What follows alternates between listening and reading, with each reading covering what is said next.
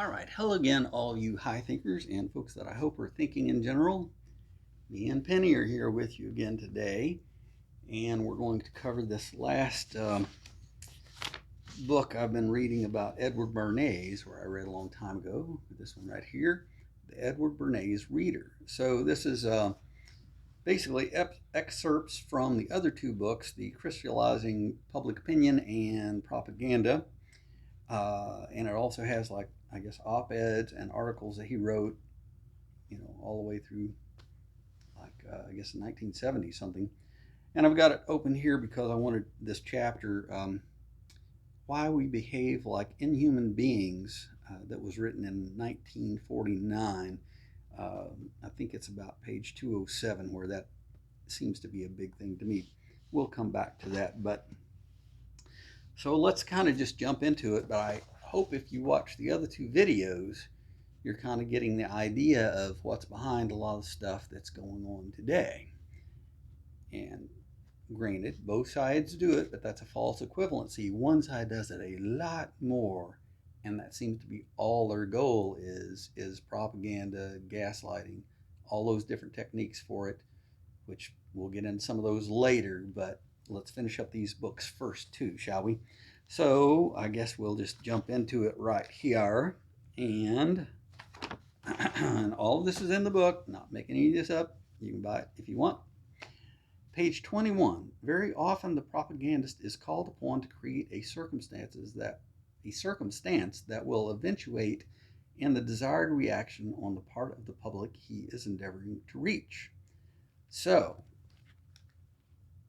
if you want something to happen, you create this news event so that the media will cover it. It can be totally staged, but they don't know that because they think you're having a speech and you're saying something important, but it's totally contrived. You don't mean a word of it, but it gets your attention. So, and there's various other ways. I think we covered that in some of the other videos, but again, that's just, to me, like so scary. Of creating the reality is the job of the propagandist. So here we go again on page 43. It must be remembered, of course, that goodwill can be preserved in the long run only by those whose actions warrant it. But this does not prevent those who do not deserve goodwill from winning it and holding onto it long enough to do a lot of damage. Okay. Page 50. Primarily, however, the engineer of consent must create news. Ow. The developing of events and circumstances that are not routine is one of the basic functions of the engineer of consent. Newsworthy events involving people usually do not happen by accident. They are planned deliberately to accomplish a purpose, to influence our ideas and actions. All right, so that's for the propagandist. There can be news conferences and things where people are actually just giving you the data, and you could call that the good propaganda again instead of the sinister propaganda. But you can certainly see how it can get sinister in a hurry. I think if you think about what's going on in the news today. All right, so jumping on to page 69, polls are enormously useful. I'll give you that again. Polls are an enormously useful implement when honestly, effectively, and intelligently gathered and understood. On the other hand, they are potentially dangerous weapons in the hands of the unwise, the inept, the dishonest, or the antisocial. That's just going on all the time on some of these propagandist channels. I mean, they're just giving you false information about polls and misleading people and going on. And anyway, here's another example. Of course, I'm pretty sure this part was from one of those of the two books, so that was written in the 1920s. But you can go back and look it up. Once again, it's all in the book. Page 105. I really relate to this one because I grew up on a farm, so I've seen, dog eat dog out on the farm many times. Page 105. We were jungle animals far, far longer than we have been civilized men, and the impulses of the jungle animal lie dormant in our being beneath the surface of civilization. Okay.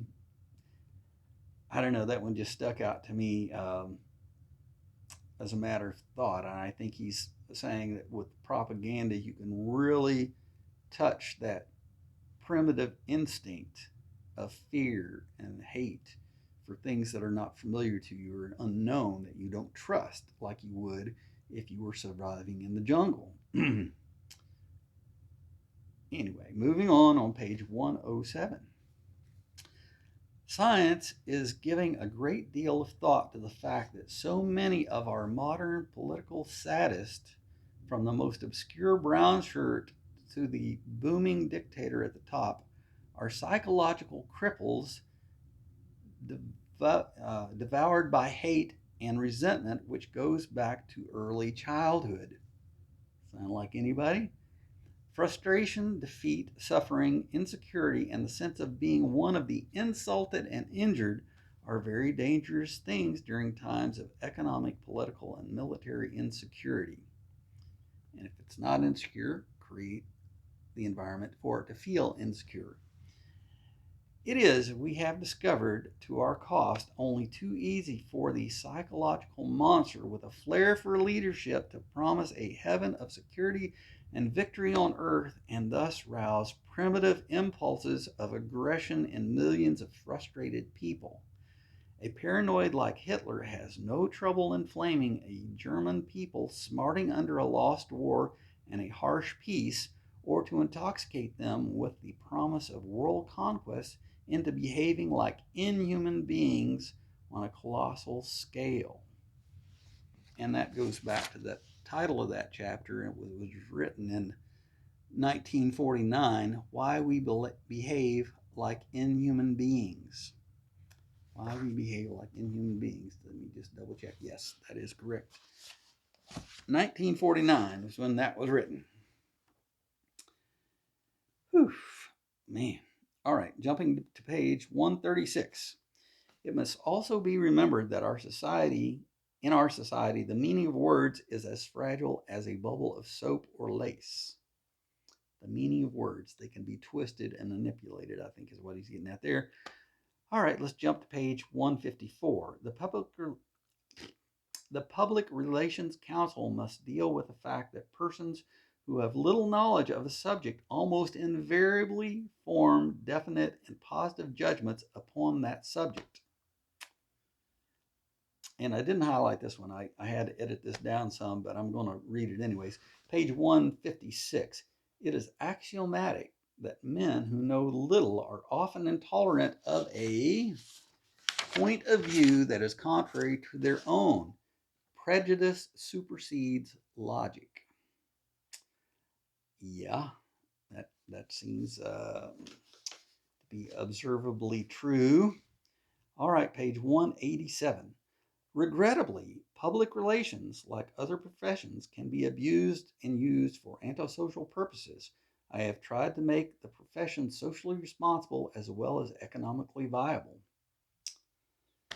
All right, in page 188, the United States Committee on Public Information bolstered the morale of our citizens and our allies and helped to break down enemy morale.